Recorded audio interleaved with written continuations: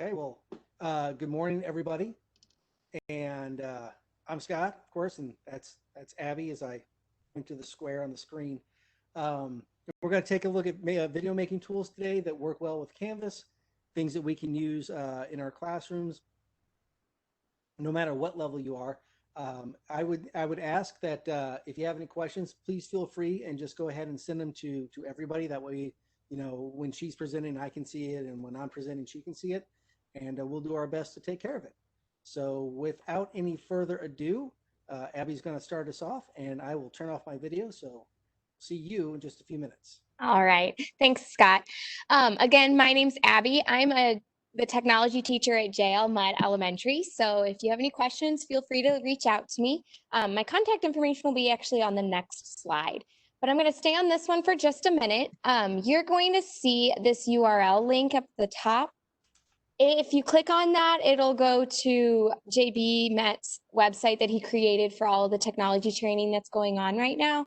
And you can actually access all of the materials that we are using and past webinars and things like that, those recordings. It'll all be on that website. So great place to go to get all of the materials that you could possibly need to review this information at another time. So I'm going to go ahead and turn my video off. But again, if you have any questions, just make sure you send it to everyone. We'll be able to answer them as best we can. So here is my contact information, and then below that is Scott's information. So again, if you have any questions after the webinar is over, feel free to contact us. We'll be more than happy to help. All right, so let's get started. We're going to talk about 3 different types of video making tools today. We're going to talk about Screencastify, Loom, and WebEx.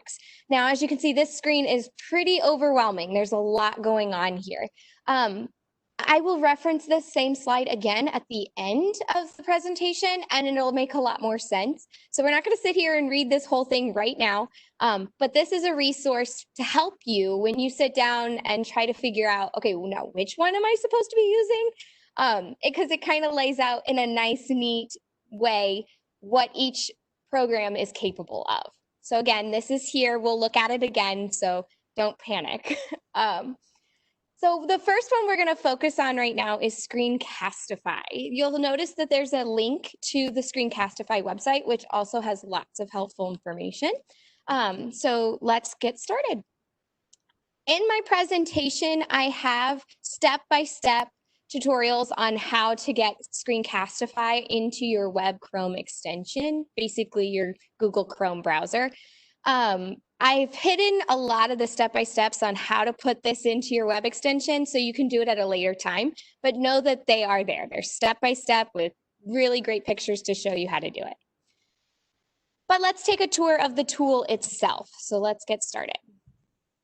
When you click on the Screencastify extension, you're going to get this like little pop-up bar, and it has lots of features on it. So let's take a tour of what each feature means. We've got the menu, which is the three bars right here. We've got our recordings. This is where you're going to access after you've finished making your recording. This is where they're going to go. Then you've got notifications, if the company is wanting to let you know about something. And then the gear icon is like we are used to, the settings. There's 3 different ways that you can record. You can use your browser tab, which is literally just one section of your internet browser. Then there's the desktop, which is going to do the whole screen. And then you've got webcam only, which is going to focus just on your face or whatever you're trying to focus your camera on. Now we have microphone and webcams that are needed equipment for our presentation in Screencastify. So this is where you start choosing specifically what you want. So right now I have my laptop, but I also hooked up an external microphone and I hooked up an external camera. So if I wanted to change which ones I wanted to use, my laptop or my external ones, I would go and click the select buttons next to it to really choose which one I'm wanting. You're also going to see next to the microphone, there is this little guy right here. And then there's like a green bar next to it. This is a great way to test your microphone. If the green bar is going up and down and up and down and up and down, then you know your microphone is working. And then the toggle buttons are over here. So you can turn your microphone off for the recording. You can turn the webcam off, whatever you'd like. Oh, there we go. Adjusting your recording volume is also this button right here. So not only can you check to make sure the microphone's working, but you can, maybe you're a loud talker like I am, and so you have to kind of lower the volume when you're recording so you don't blow your viewers out of the water. Let's take a minute to watch some videos that the company itself made on how to begin and end a recording. It's super simple process, but let's go ahead and check that out. Once you have installed Screencastify, connected your account with Google Drive, and set up your microphone and webcam, you are ready to begin creating your first video. To begin a Screencastify recording, click the pink Screencastify arrow icon in your extensions toolbar. Choose what you want to record, your browser tab, your entire desktop, or a webcam only. To capture your voice, turn on the toggle next to microphone. To capture your face, use a webcam-only recording or turn on the toggle next to Embed Webcam. Click on Show More Options to choose additional settings for your recording. To change the countdown length, click on the drop-down menu. You can choose a 3, 5, or 10-second countdown or turn off the countdown altogether by disabling the toggle. To use drawing and annotation tools, enable the toggle next to Show Drawing Tools. This option is only available on Browser tab and desktop recordings. To capture audio from within a browser tab, like a YouTube video or Google Meet, enable the toggle next to Tab Audio. This option is only available in Browser tab recordings. Once you're ready and have the settings the way that you would like them, click on the blue Record button. You will see and hear a countdown, if you have one enabled, and then your recording will begin. Please note that while the Screencastify extension is recording, a red dot will appear in your extension icon.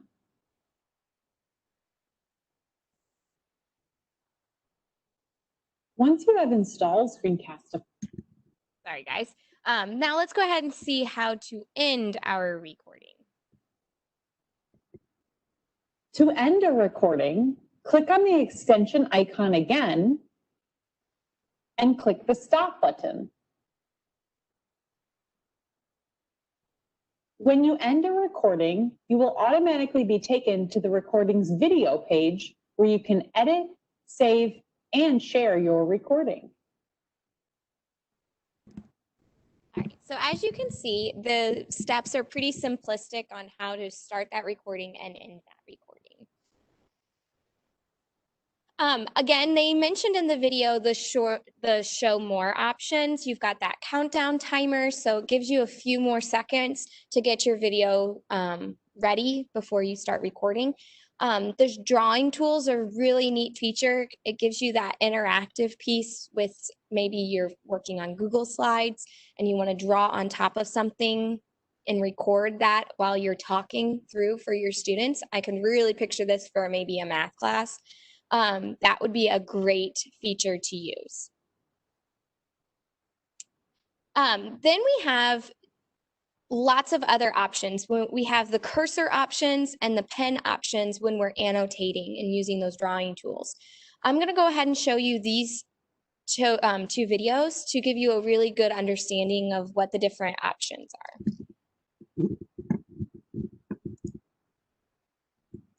When you record a website using Screencastify, we have an annotation toolbar that appears in the bottom left-hand corner to allow you to interact and draw on your screen. In order to use this, start a new browser or desktop recording, and under Show More Options, make sure that you have Show Drawing Tools enabled. When you hit Record, the annotation toolbar will appear here in the bottom left corner. Let's start with our mouse pointer options. The first one we have is a focus mouse option. When you choose this option, a spotlight will appear that follows your mouse on the screen. You can now demonstrate what you would like an audience to follow along with, whether it is specific text on the screen that you would like to call out, or maybe a specific button that you would like them to press. The second option is to hide the cursor when not moved. With this option, when you're no longer moving your cursor, it disappears from the screen. This is helpful if you would like to be able to describe something on the screen without having your cursor distracting someone from listening. The third option is to highlight clicks. With this option, wherever you click on the screen is outlined in a bright pink circle. This is helpful for showing people where you would like them to click on the screen. Okay, and then let's talk about those pen options.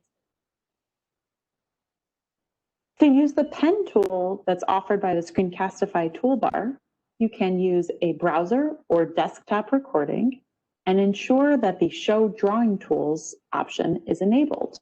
When you click on Record and choose the screen that you would like to record,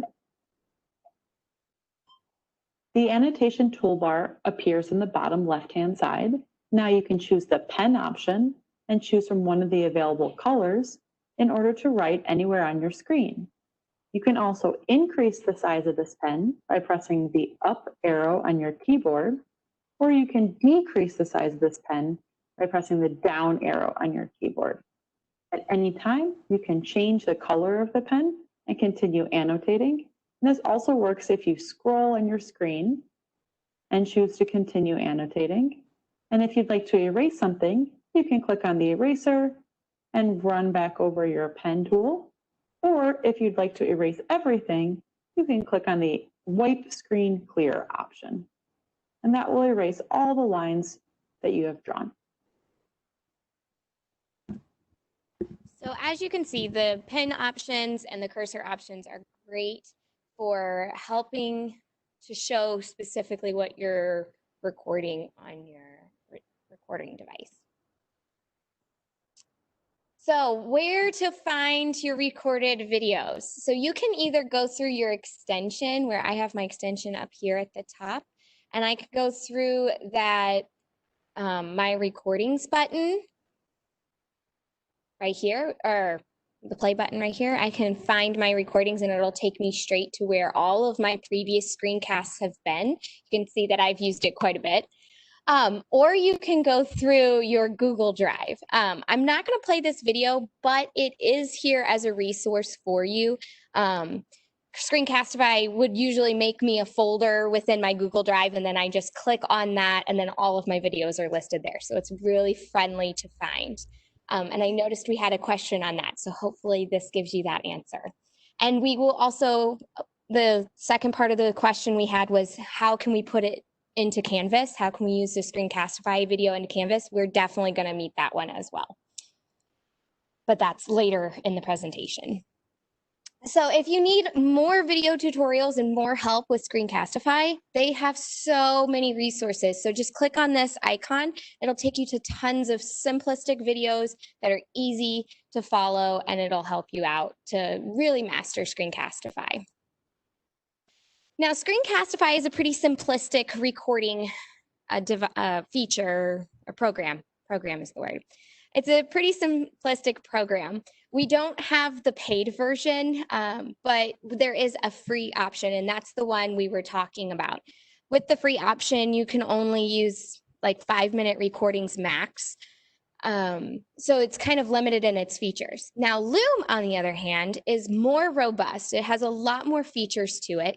And they give educators a free version that has kind of the pro tools in it that other people would have to pay for. With COVID, there was a lot of recording companies that made their program free for just the spring, and then they went back to paying. Loom, however, made a decision to keep their product free for educators from now until they change their mind, I guess. I don't know. But for the foreseeable future, it's going to be free for us. All you have to do is have your school email account when you log in. And for me, at least, they automatically signed me up for the educator version. If they don't, there is a way on that big screen that had the 3 different programs outlined on it at the beginning of the presentation, there's a button you can click on that'll take you to the form to sign up for the educator access. And I'll show that again to you later. Again, I have the steps on how to get Loom Chrome extension, and there's a desktop app that you can put on your computer as well. And I have all the steps listed for you. Now, they're not available in the program as the presentation as of right now, but after our presentation, I'll go and unhide those slides and make it available to you. So let's take a tour of Loom. Loom has access to recording settings right here on this tab when you open it up from the extension, Chrome extension view. You can look at your notifications. Under notifications, you can share your videos, and you can also see your activity on your videos in that spot as well. There's 3 different ways to film. You can do the screen plus your camera looking at you. You can do screen only, and you can do camera only.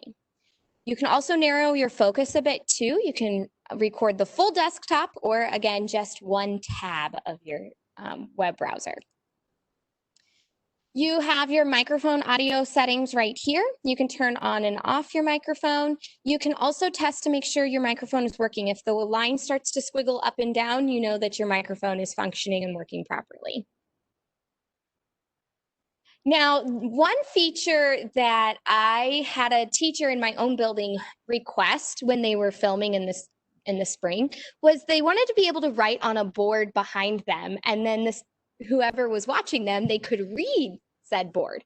Oftentimes when we record ourselves on a camera, the image is actually flipped. So now all the words are flipped. So in Loom, you can flip your camera by just clicking this button, and it will let you change your view so that words can be read correctly.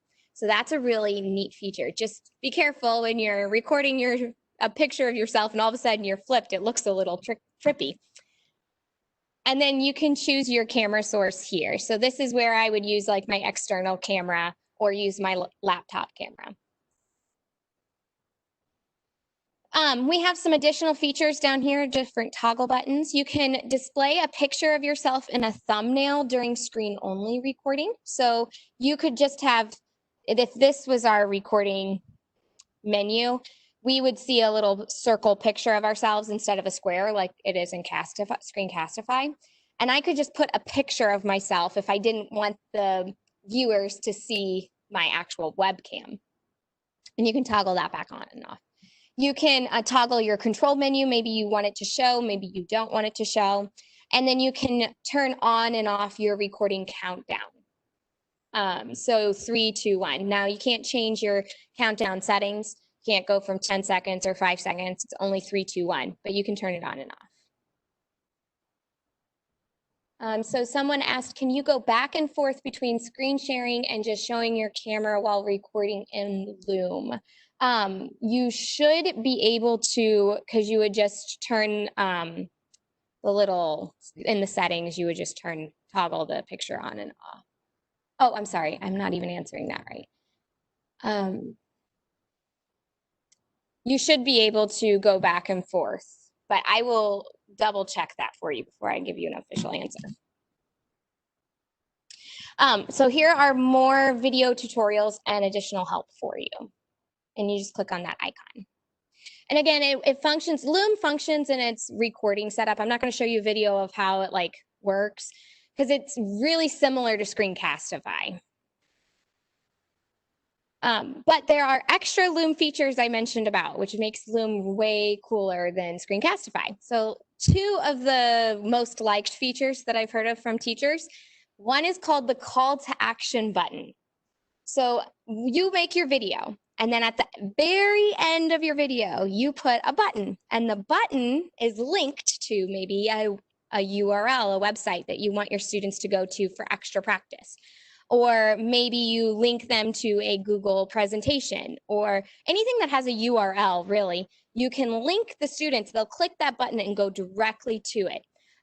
Some thoughts that people had during the last training was they could take that button and link people back into Canvas if they needed to. So it's really neat feature, call to action button. Definitely check this out. And here is a video on what it is and how it works.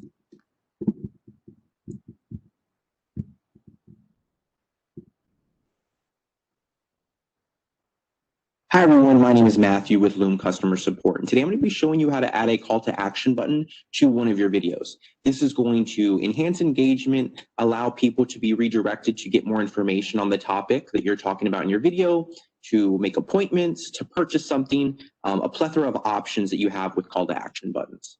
So once you're in your video, you'll go to the Edit Your Video section and click on the call to action button within the Pro features. Once you click on it, you're going to be presented with different options to customize your button. And we'll go ahead and give it a title under button text. And then right in here, you'll type in the URL that you want the viewer to be redirected to. You can also customize the color, which we'll do here. And then once you've customized the color, you can customize the text. I will leave it white, but you can, again, customize it to any color that you like.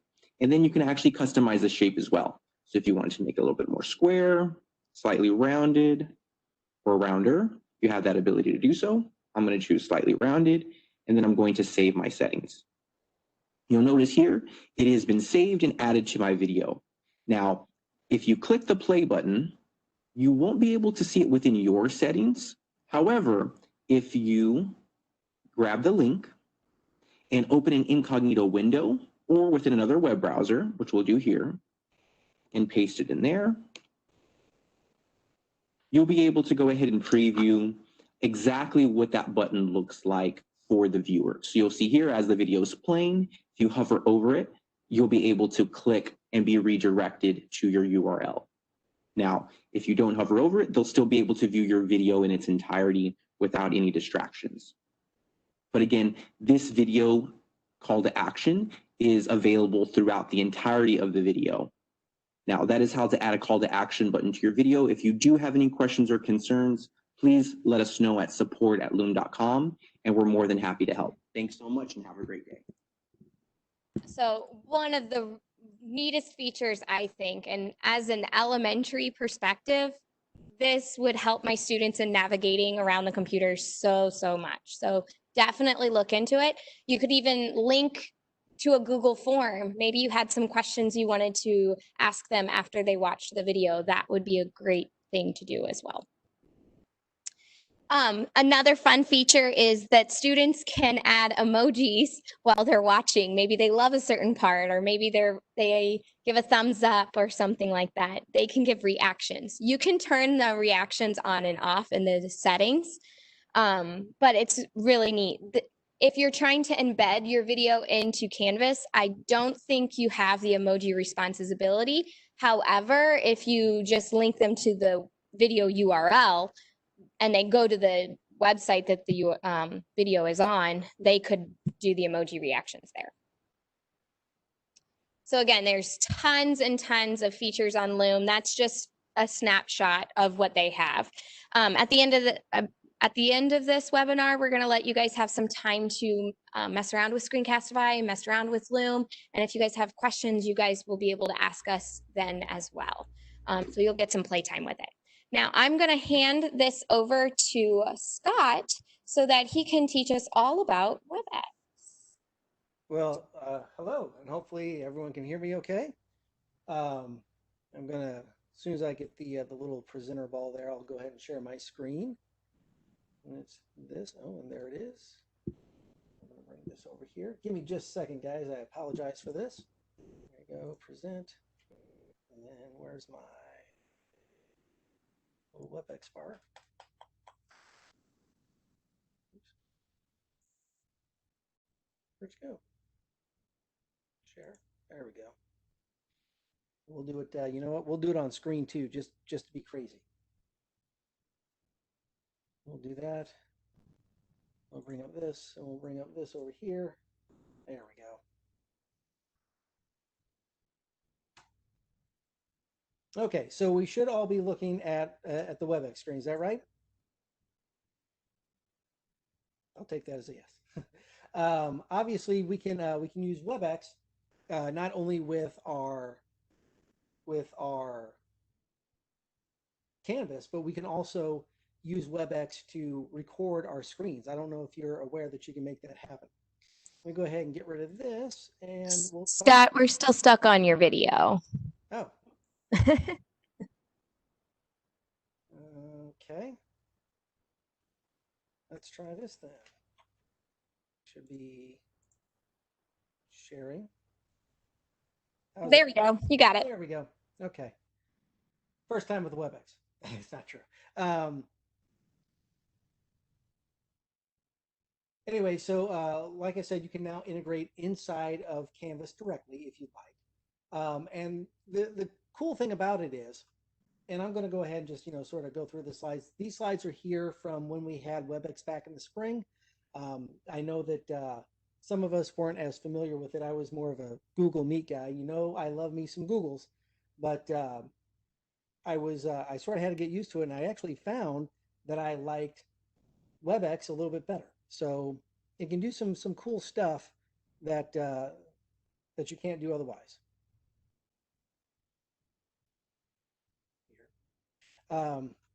So I will leave these up here. These will be inside of the presentation, but we're going to talk a little bit more about it and what we can do inside of WebEx. And I'm going to see if I can actually put a WebEx inside of a WebEx. So maybe we'll have a little fun with that. When you have your WebEx tools, as you can see here, you can share your screen, you can share an application, you can even create a whiteboard. I've had some professors in the past who will just pull up like a blank Google slide or a blank template and start drawing on that and use that as a whiteboard. So that's another option that you have if you don't want to really mess around with anything. You can obviously record your sessions and record your screens. And as you'll be able to see, you can annotate, right? Which is a nice little feature to be able to draw on there and just use that as you need to. We'll pull this panel back up. There we go. So WebEx has a lot of tools, and I'll be honest, I've even beforehand, when I wanted to record my screen, you can actually use WebEx to just record your screen with nobody there. You just essentially go into a meeting by yourself. And from there, you'll be able to record your screen, you can put your video in, and that you can absolutely toggle your camera on and off, just like you would normally, just by clicking the little video button here. And you can use that to help, guide your students or whatever it is that you like to do. Here are some of the tools that are available inside of there. And I'm funny because I'm actually looking at these tools right now. You've got your annotation, and I can actually allow panelists to draw on here as well, other hosts, if they were having an issue with their screen or something. Oops. I could use that. I could use the arrows, of course, which are just like your arrows. You can use your lines. You have some text that you can draw on there. And the really neat thing that you can use is you can actually download the annotations. So if there's an issue that you're drawing on the screen, you can basically take a screenshot of it and download it, and you'll be able to have that to show that to whoever needs to see it. And let me get rid of all my things. And we'll go to the next slide. You have the ability to change a color right now. I'm drawn in a little purple, but I can change that to a green. And that just helps for differentiation and that kind of stuff, especially if you're trying to walk through some more difficult things, I would say.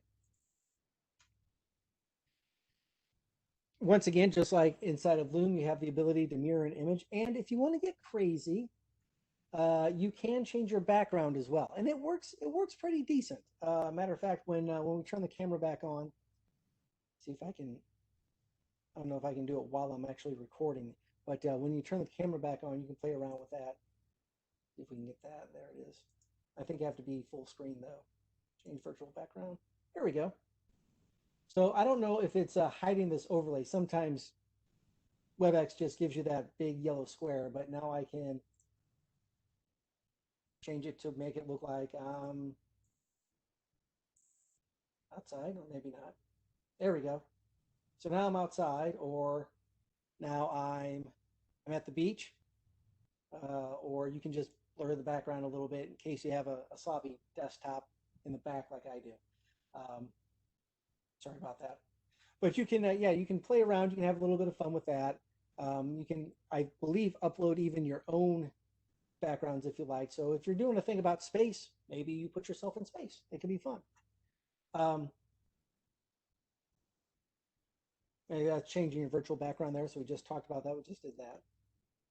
And your WebEx recording. So when you record, you have a couple of different options. When you record to the cloud, or you can record locally.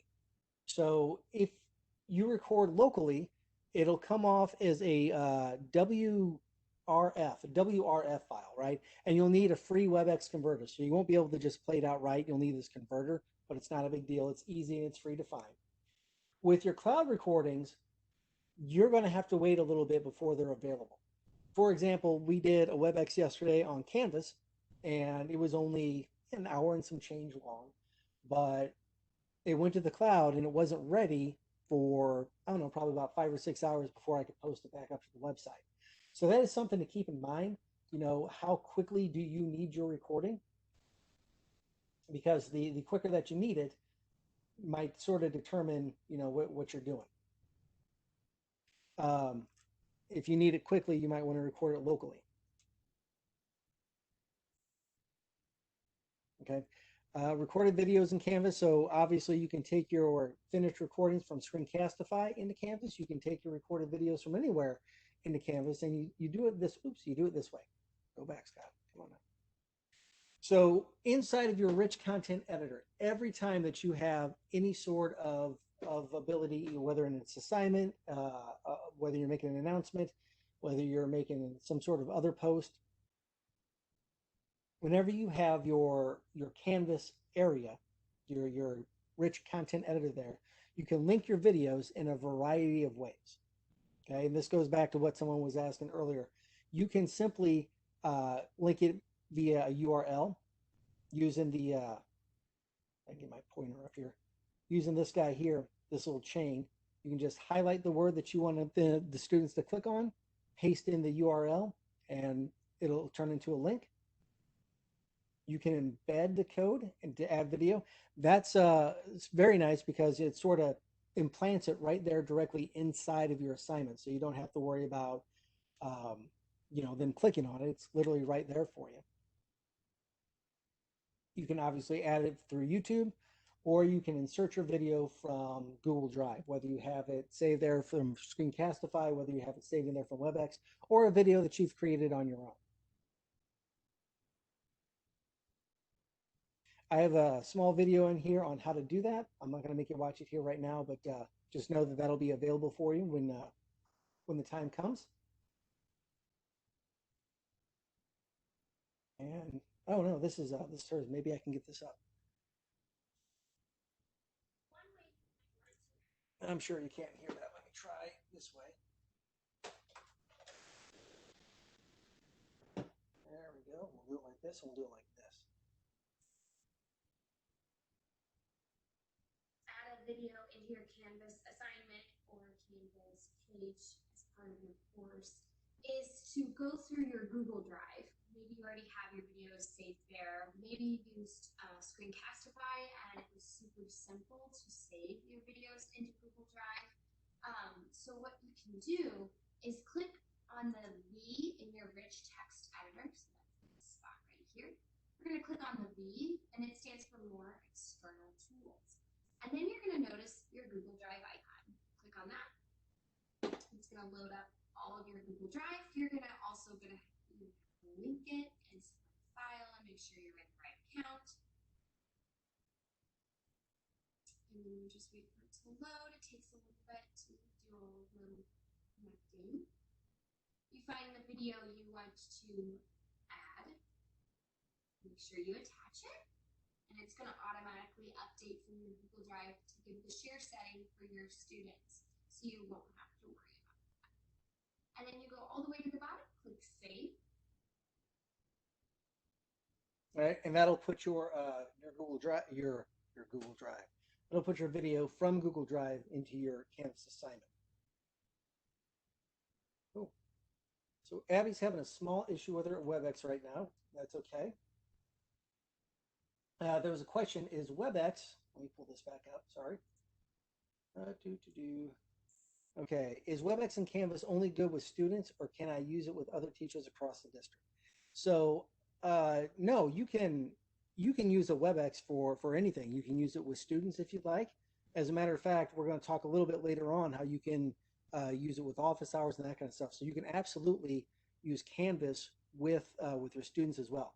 And that was another point that I wanted to bring up, and we're going to get to it later as well. But you can absolutely use your students can use Screencastify as well. So they do have the ability to record with that. But we're going to talk a little bit about that now. I'm going to see if I can record. Yes. Okay. Give me just a second. Hey, Abby, I don't know if you can hear me, but yes, I'm recording, so we are good to go. Thank you. Okay, so student submissions. Let's talk about getting some student submissions in there. Let's talk about getting this out of the way. There we go. Like I had mentioned, your students can submit via video, depending on how you want them to do it. Whether you want to make a assignment that is online when down in your submission type when you're using Canvas, and you have to decide, okay, what's my submission type? You go ahead and you can choose either a website URL, or you can use the built-in Canvas tools, right? There are tools inside of Canvas. Students can respond with the tool there. Essentially, when they hit the submit button, they'll get a choice, or a chance, I should say. They'll get this little box, right? So they've got this a couple different things, and these are things that I've turned on. But they can either choose the media, and if they choose the media, they can hit this little button right there. They can record themselves right there inside of with their Chromebook, right there inside of Canvas, and it never leaves. They don't have to do anything with it. The downside of that is they don't have any sort of editing tools. They can either save it and upload it, or they can start over and delete it, but they don't have any, you can't trim the beginnings and the ends or anything like that. So that is something that you might want to keep in mind if you want them to be able to edit things a little bit more. Even in Flipgrid, you can trim the beginning and the end, but with the Canvas one, it's all or nothing. So that's something to keep in mind. If they do use the built-in recorder, you'll get this little box pop up here. Yours won't contain the handsome model that's here, but they'll obviously get to use their screen. They hit start recording, and it'll start recording their screen. When they're done, they can save it. But like I said, they can only save or they can start over. They don't have any choices to edit anything. They do also have the ability to upload media. So if they were to make something in Screencastify, or if they were to make something with an external tool, maybe just inside of Chrome or something like that, they'd be able to upload that media from there, or even on their phone. I would assume if they can get it into their drive. Students can go to the Chrome Web Store, install Screencastify like we talked about. One of the issues that I've seen is when you pull it up, it doesn't exactly show up on your bar. I've had some students ask me, where is it? They can't find it. So just when they install it, make sure that they come on down to the little plug-in there so that they're able to pin it to their bar. Another thing, and I'm not exactly sure how this happens, but every now and again, a student will wind up going to the Google Play Store. So it is important that they're going to the Chrome Web Store to install Screencastify and not the Google Play Store. And Scott, just a second, can I jump in for a second? Sure, absolutely. We have the ability to push out extensions to our students' Chromebooks. So if there is like Screencastify or Loom and you want to push it to your students in your school, contact Nick Cusimano about it, and he'll be able to push it out for you so they can skip that setup process. That is an excellent point. Excellent point. Along with anything else, not just Screencastify, they can push out other Chrome extensions as well. So when the students use Screencastify, probably the easiest way, because it'll save to their Google Drive, is to upload it through there. Once again, there's a tab up there if you use the website URL. Oops. So when you're using the website URL or the Google Drive, they can upload from there and just submit it. You'll get it straight away. And with with Screencastify, yeah. So with Screencastify, you can actually, record it either inside of Google or you can record it locally. I'm sorry, I just got a thing that says, can I show you? And if you give me 2 seconds, I will show you here something real quick like. So just to back up a touch, and I don't know if this is going to cause all sorts of manner of problems, but when you're recording, are you talking about in WebEx? So the question is, can you explain how to do recording local again? And I don't know if you meant either in Screencastify or in WebEx, but when you record locally here, so you do your recording. Oh yeah, this is not the best idea I've had. But when you get done, you can choose where it goes, right? Inside of your, see if I can pull some up, my recordings here.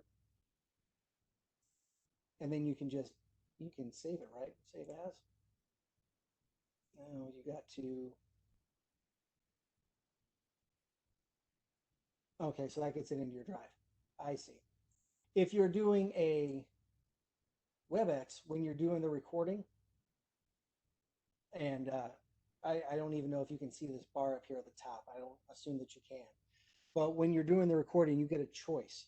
It's basically just a drop down that says, okay, basically it's just a drop down that says use locally or record in the cloud. So I'll see if I can bring up that screenshot real quick. There.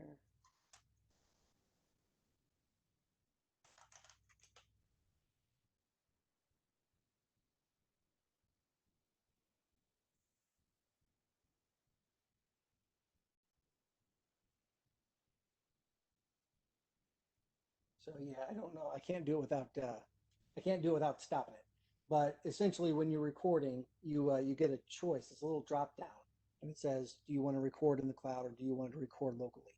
I will find, and Abby says, "Cool, you can find that on slide 46 also." But I'll send out a screenshot when we're done, just so we have that information handy. This is a quick video run through so that, to show you how exactly to run through putting in that student response, whether they decide to do it from Screencastify or whether they decide to do it from inside of Canvas. Okay, and why don't we take, actually, if you don't mind, I'm going to skip ahead just a little bit to there. Okay, if you like, you can take a few seconds to sort of play around with what's going on. I have some advanced tools that I'd like to show you in a little bit. But if you want to, go ahead, take a second, pull up your Loom, pull up your Screencastify. I will find that thing for the WebEx, so I can send that out. I'll find that screenshot. But also, just take a few minutes to play around with it. We're obviously going to stay on here. So if you have any questions, we're here to help you out. And then I'd say, let's do about 10 or 15 minutes, just so you can play around, get it installed. And then when you're done, we'll talk about some more advanced options. That sound good to everybody? That's awesome. And Scott, just before we send them off, when you're looking at these three options, you're going to notice for Screencastify, it says what it can do with a web Chrome extension only. And then it says what its features are after the recording is done. Same with Loom. It has what the web Chrome extension can do. You'll also notice the desktop app is way more powerful. It has all the web Chrome extension features plus more. So definitely play around with getting that onto your desktop.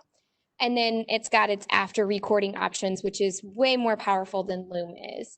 And then we also have those WebEx features. So really read it a little bit more carefully in depth. There's things that we didn't necessarily talk about that are in there.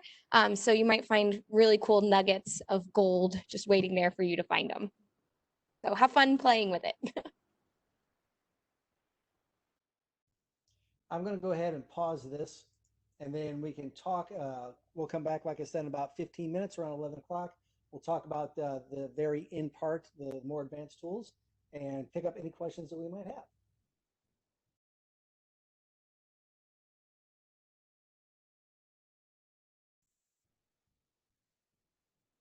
Okay. Welcome back there. I hope I still got the I still got the background there with the trees.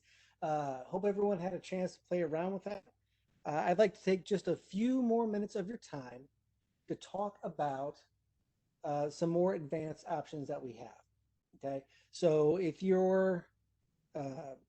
if you're looking at these things and you're like, yeah, this is good, but I think I need something a little bit more, let me go ahead and show you a couple of options that we have to make things a little bit more, I don't know, a little bit more in depth. So if we take a look at about using WebEx and integrating it with Canvas, like I talked about, we do have a plugin now. The very bottom left-hand corner of your screen, you'll see a WebEx plugin. And it's automatically installed. You don't have to do anything to put it there. And the first thing that you'll need to do is authorize it, right? So you'll need to turn it on. The second that you click on it, you'll get this sort of like little frame in the middle.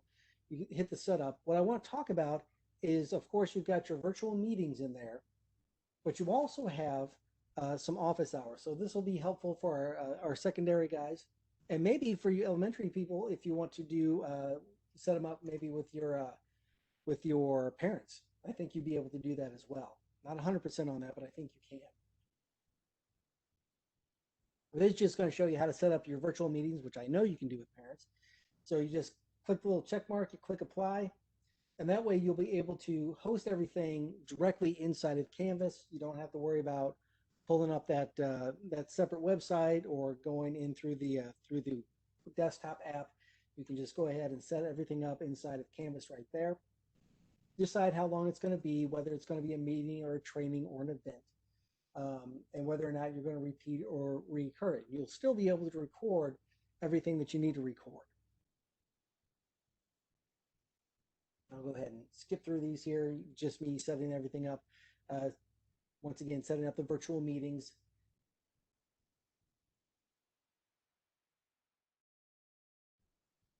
I went backwards. Okay, so setting up the virtual meetings. Notice that when you choose an event, that the recurrence tab appears. So depending on what you're doing, depending on the difference between them, between the different types of recordings that you can do. Like I said, there's a meeting, a training, and an event. A meeting is when everyone will be in the same room, if you want to call it that. A training allows for breakout sessions. So being able to take a handful of people and break them out into something else. And an event is a one-time thing. So if you choose event, you will not be able to do recurring. 99% of the time, you're just going to choose meeting.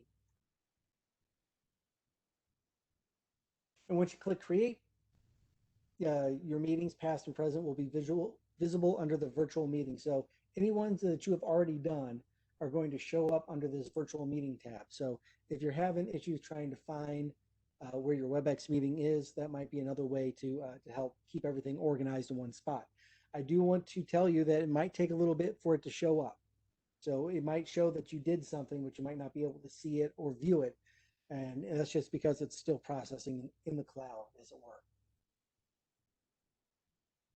And real quickly, like I said, there are other WebEx features. There's office hours that you can put up there. There's classroom collaboration. And just checking those boxes will put those features in there for you. If you do happen to set up your office hours, you'll see them sorted down there. And that's, if you remember back when we sort of did appointment slots with Google Calendar, it's essentially the same thing. It's making yourself available to your students in chunks so that they can sign up to spend some time with you. Depending on what you teach, this may or may not be useful for you, but it is something that's available to you, so you can, put it out there, have your students log in, find it, spend some time with you, depending on what your availability is. And this is just what it looks like from the student view.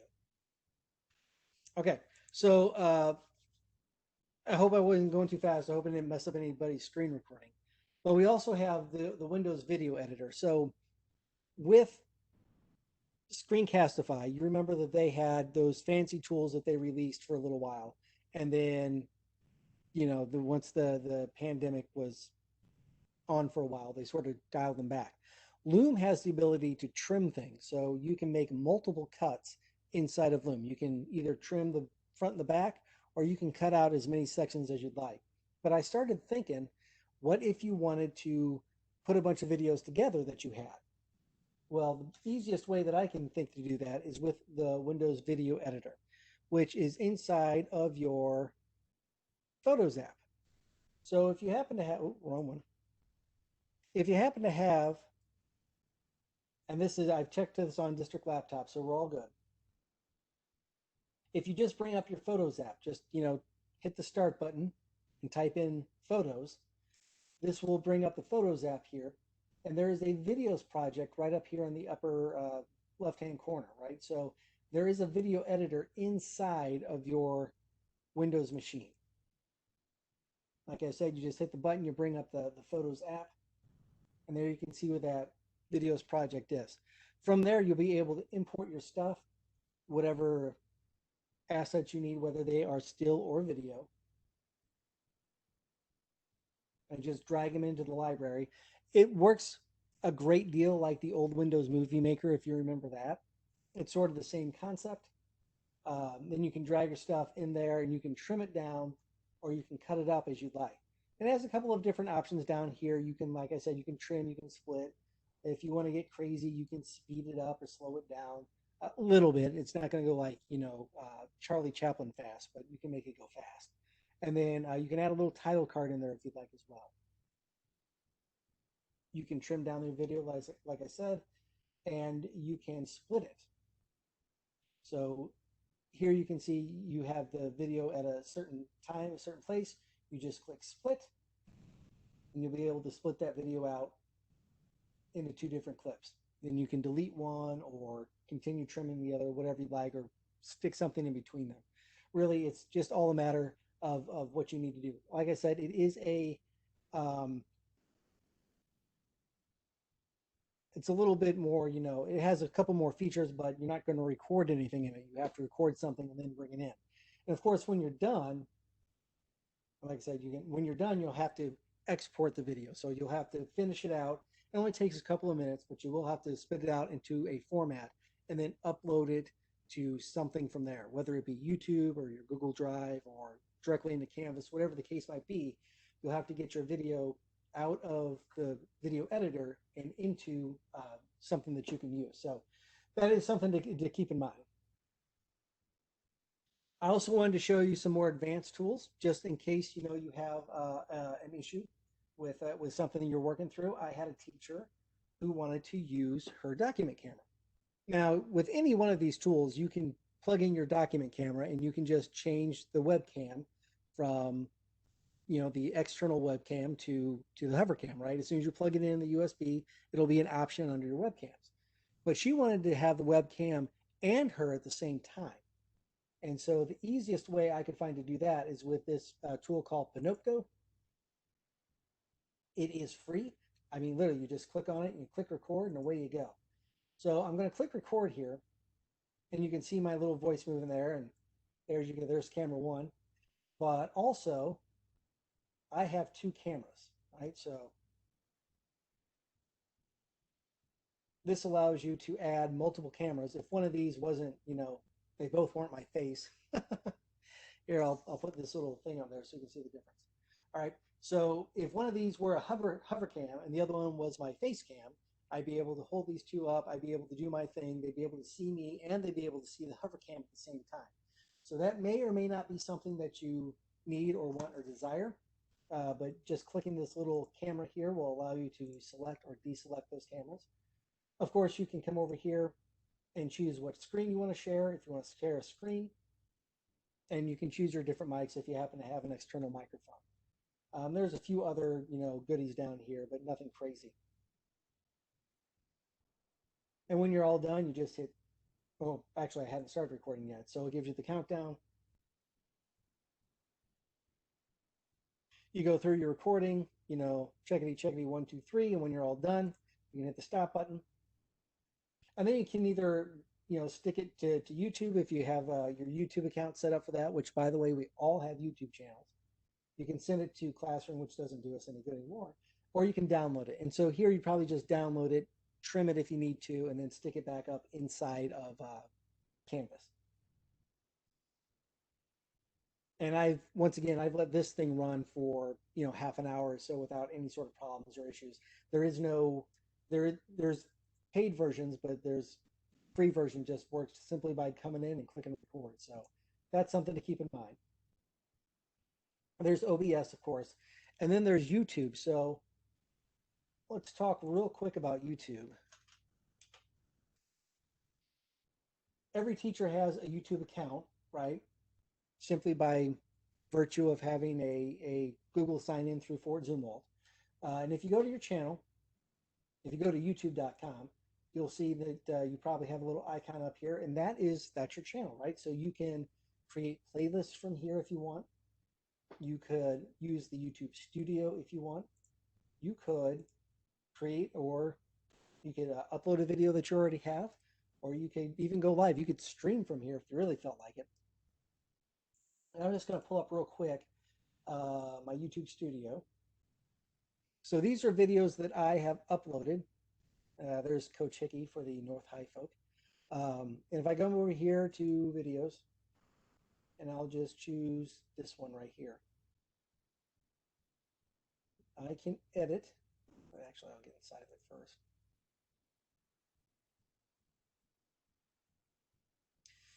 This will bring up my video details. And over here on the left-hand side, I have an editor. And so I can open that editor. And essentially, I can just go through and, decide which parts I'm going to want to trim out, right? So you can trim stuff in and out of this. You can make different splits. You can do a little bit of light editing, right? Like I said, it's not going to be crazy. You can split things. You can trim off the beginning of the end, that sort of thing. The only thing that I was going to say that's helpful here is YouTube has awesome, music and that kind of stuff that's free to use. So you could add in some audio if you wanted to. They have all these, free tracks that you can use, and they're not going to get you flagged, and they're not going to get you, a copyright hit or anything like that. You can take any of these if you'd like. And then, you could put your call to action down here if you wanted to, a little end screen, to go back to Canvas or to click or whatever. I discard those changes. The only bad part about YouTube is if you put something up here and you're trimming it, if it's already posted, then the public will still see the posted video until you've trimmed off the ends while it's processing, right? So you put it up there and you're like, okay, I'm just going to cut off the front and the back, and you go and you trim it. YouTube will take, an hour or two to process it. So you may not see those changes reflected immediately. That's about what I was trying to get at there. Okay. And then OBS is it is a free program, but it is a little complex. So unless you have, some high needs case, I would, the other two are going to work fine for you, or the other things that we've talked about today. Okay. Are there any questions about what we've talked about? Because I know, we sort of fed you with the shovel there, and we had a lot of stuff going on, but hopefully you have some issues that you're able to solve, and you're able to see some solutions there. I can speak for Abby. I hope when I say if you have any questions, feel free to contact us, right? Yes, of course. Contact us. Our emails are at the beginning of this presentation, so contact us. Is there anything outstanding that you need to know that we need to take care of, aside of my sharing the wrong screen there for a little bit? By the way, I don't know if you guys have seen this. They have that WebEx bingo. So, it's like a bingo card, and one of those is on there is sharing the wrong screen. So you can check that box along with is my mic on, which I think I said as well. So if there are no further questions, we'll go ahead and we'll end the presentation now. This recording will be up on that site at some point. Like I said yesterday, it took, I don't know, it was like 7 o'clock at night before they were actually able to get the recording up there. So it might take a little bit of time, but I'll go ahead and I'll stop recording now. Stop recording.